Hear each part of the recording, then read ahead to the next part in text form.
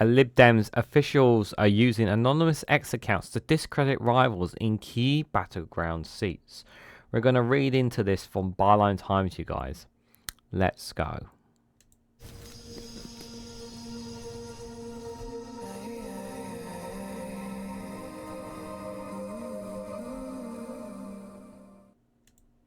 Good morning, good afternoon, good evening, wherever you are in the world. This is Reganelite here with an article from Byline Times with the headline of the Liberal Democrats officials are using anonymous X accounts to discredit rivals in key battleground seats. Our investigation into X Twitter accounts makes regular attacks on the Conservatives and Labour candidates in Wimbledon, suggesting it is run by former Lib Dem council candidate to prominent activist.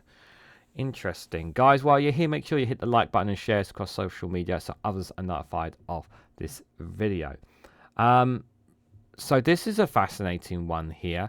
Obviously, there's always going to be a lot of bickering and whatnot on social media, especially on X, between certain parties and supporters of each party. A lot of that bickering and whatnot is going to be taking place on X. I do use it myself, but I normally stay out of these battles and I just simply observe from the background rather than giving my thoughts sometimes, because mainly if you do, sometimes it just you end up getting sucked into arguments that are not really worth arguing over sometimes, I would say. But then again, I could say the same about certain YouTube comments that come up on my channel as well. But however, here or there, everyone is indifferent. But this is when I first read this report, I just thought to myself, is this a case of the Lib Dems are doing things that they should not be doing, or is this a case of the Lib Dems simply just trying to win? Simply are not doing anything wrong, and are simply just trying to expose some of their rivals in some certain seats to who they really are? Well, let's read a bit more into this, guys, as I share my thoughts. So, the Liberal Democrats have been accused of using an anonymous social media account run by an official party in an attempt to discredit their rivals in key battleground seats, Byline Times can reveals. Wimbledon is number 3 on the Lib Dems list of target seats in the forthcoming general election, having come within 650 votes in 2019 due to tactical voting, and the party's leader Ed Davey last week visited the campaign in the hope to help its candidate Paul Collar into Parliament. But behind the scenes, an investigation by this newspaper has uncovered evidence that an account on X, formerly Twitter, which makes regular attacks on the Conservatives and Labour candidates in Wimbledon, is run by a former Lib Dem council candidate and prominent activist Barry Smith. Smith, who is a close associate of Mr. Collar and whose partner is also a serving party councillor alongside Collar on Medton Council, is a ward coordinator for Abbey Wood District of Medton and is listed as a contact on the party's pages. The outgoing Tory MP Stephen Hammond, who has regularly faced personal attacks from the account, has said, set up days after the 2019 general election, I've often pounded Who's Behind Hamilton Watch, a page immediately followed by Paul Collar, which has consistently hounded and trolled me and have been dedicated to making false accusations and slurs on my integrity. It is run by Barry Smith, a friend of Paul Collar, a partner of the Lib Dem councillors, and a committee Lib Dem activist and former candidate. This is the ugly face of Wimbledon's Liberal Democrats. I'm awaiting an apology from Mr. Smith and the confirmation that he has been thrown out of the Lib Dem party.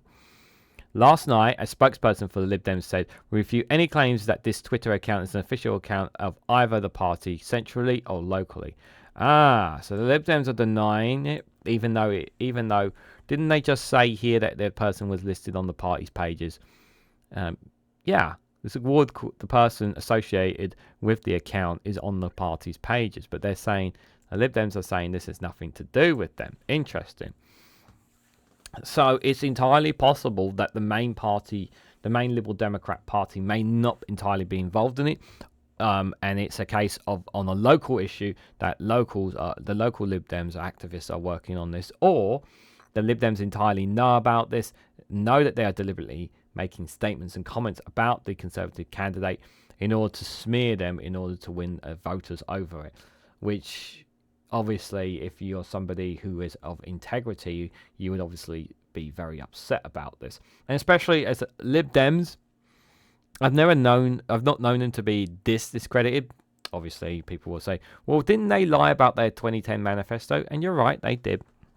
But I'm talking about like what the Conservative the Tory MP is saying here, that he's been consistently hounded and trolled by accusations and slurs on his integrity.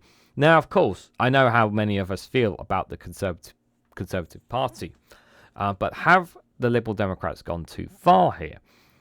And if so, why? Well, a lot of questions here, isn't there, to be fair? So, when they go low, we go high. Collar, who nearly won in 2019 and is a member of the Merton Council, has often talked on social media of the importance of respectful, positive politics, and once quoted Michelle Obama's famous phrase, when they go low, we go high. He has been in the past being critical of anonymous X accounts, calling them cowardly, and has previously called on political opponents to disown supporters who engage in online abuse. This is him. This is Paul Collar saying, no, it clearly does not. Selling glucose and caffeine products is completely illegal. If you like to test it in the court by questioning my fitness to hold the premise license again, please have the courage to step out from behind your cowardly anonymous Twitter handle. In another tweet, he says, another brave tweet from Wimbledon's anonymous Brexit trial. Why not stand up and be counted? Or are you just embarrassed by your poisonous views? I doubt you'll ever be brave enough to say who you are. Yet our investigation found numerous examples of where the Hamilton Watch account, originally set up to attack Mr. Hamilton, the Conservative MP for Wimbledon since 2005, has been anything but, and is prolific in doing so. The account once accused Hamilton of being a hypocrite 7 times in 1 week. So this is their account, saying, likes to pretend he cares about the climate when there's a photo opportunity, but during the election campaign he refused to even show up to exile Merton's climate hustings and had to be represented by a melting bowl of ice. It also said, could this be Hamilton's first bit of hypocrisy in the new parliament? Will he fight against any possibility? If a no-deal Brexit as he promised, or will he be the first? Will he fall at the first hurdle? We'll be watching. Will you keep your promises to voters at Wimbledon? S. Hamilton. It is not possible to concede comprehensive trade deals within 12 months of legislating against any existential huge risk of #hard Brexit. He has also described him as a supporter of genocide and a spineless syncopat. So he says there, we never thought we'd be tweeting that S. Hamilton was happy to support genocide, but there it is. Boris Johnson narrowly avoids common defeat by MPs by 319 to 308 to reject amendments outlawing trade deals that with countries that are committing genocide. Not sure about that one. Where is he saying he's supporter of genocide? Where in this? I'm sorry. Where in this Johnson tweet where in John's tweet there it's saying he's supporting genocide? He's literally just saying what the outcome was of the vote. Where is he saying that he supports genocide? I'm sorry, that's BS. There. We did not receive the following response from Stephen Hammock because I'm a spineless syncopat who just does whatever the government asks in the desperate hope of another jury minister post one day. These are definitely questionable stuff, guys. Since the former junior transport minister announced he was standing down last September, the account has switched to promoting the Lib Dems, including amplifying Carhilla's posts while attacking the candidates for the Conservative, Daniel Dunfield, Perillo, and Labour's Elegine Stringer. While there is no suggestion Collier has personally used the account himself, he has been aware of its presence since it was first set up on December 17th of 2019, 5 days after the previous general election. Its first post was at 17:39, with its third post at 18:02. The same day, he quote-tweeted Collier 16 minutes later. Collier promoted the account, saying, I don't know who is behind Hamilton Watch, but it's worth checking out.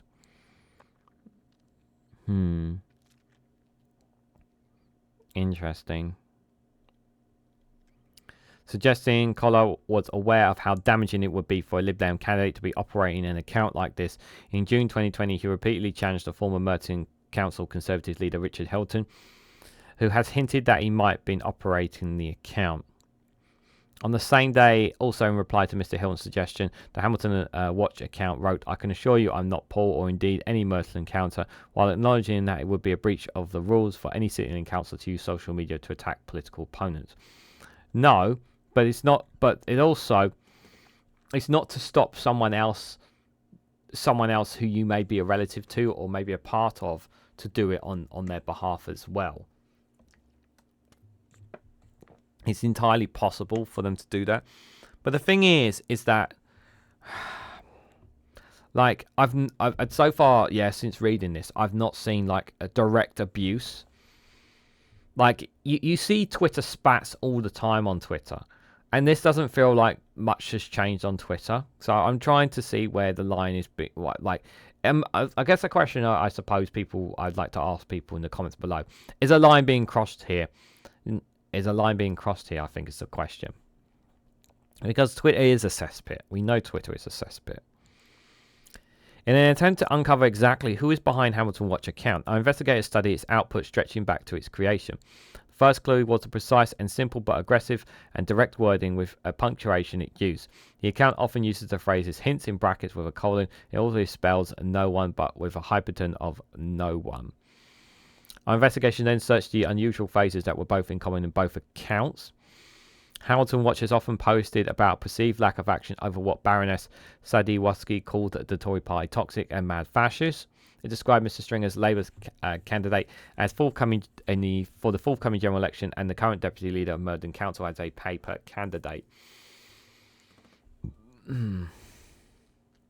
I guess this confirms Labour essentially feeling their paper candidate council is not remotely popular in Wimbledon, and Labour would never seriously pick the deputy leader if they seriously wanted to fight a seat.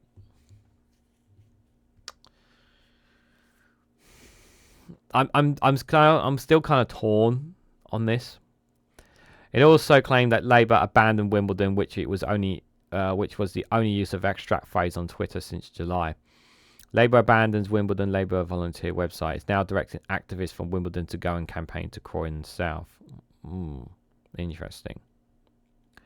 And of the estimated 76 billion tweets posted from the 1st of January to the 31st of May each year, just 8 featured the phrase performative brutality. Those 8 tweets came from just 6 accounts. One was by Hamilton Watch. Sad to see, as Hamilton, you are not restanding. You could have done the decent thing, but you chose performance brutality. One of the few months left of you, and good riddance. Wimbledon deserves far better than you.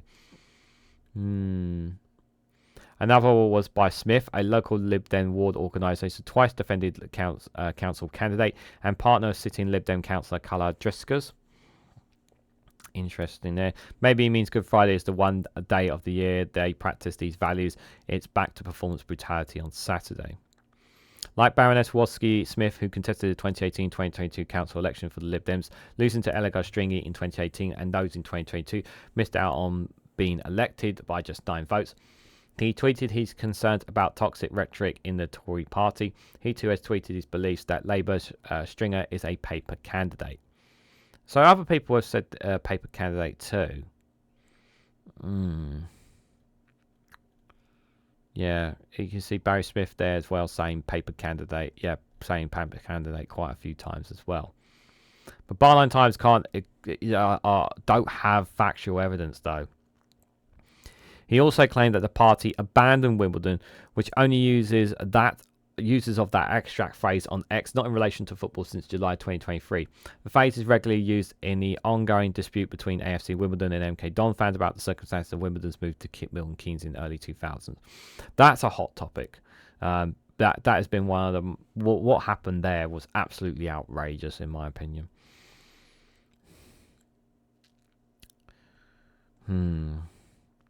Smith, who is regularly photographed kerosene for the Lib Dems locally and internationally, including with Collar, who sits on the Merton Council alongside Smith's partners, also shares his writing style with Hamilton Watch, often uses phrases hint and no one.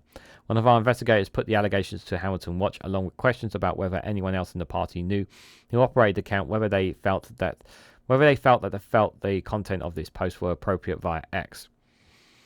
The account replied that the Lib Dems have absolutely no control of this account. No one in the Lib Dems gets to choose what does or doesn't go on this account.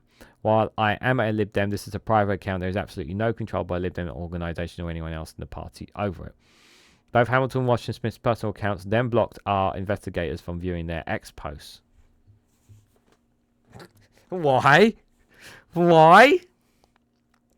When contacted for comment from his official Lib Dem email account, Smith failed to reply, as did Collar. If they do, we'll update this story.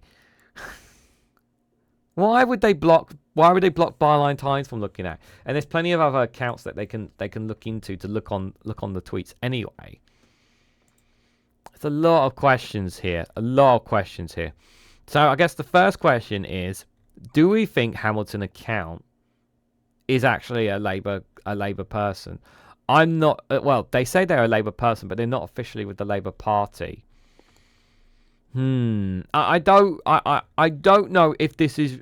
A part of me feels like, is this really a big story, or is this just someone on Twitter who's trying to smear Conservative MP for Wimbledon, or anyone trying to gain for it?